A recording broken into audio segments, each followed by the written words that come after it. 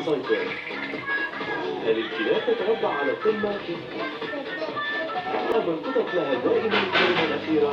كل فريقين يتنافس لترى من سيضع على التاج. تعرف على الإجابة مع قوة المغامرة جامبول، المحقق باتشر، سكوبي دو، ونعم جدو.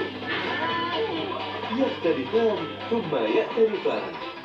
شاهدوا أنواع كلاب وقطط على القناة غدا الساعة 8:45 صباحا على كارتون نتورك.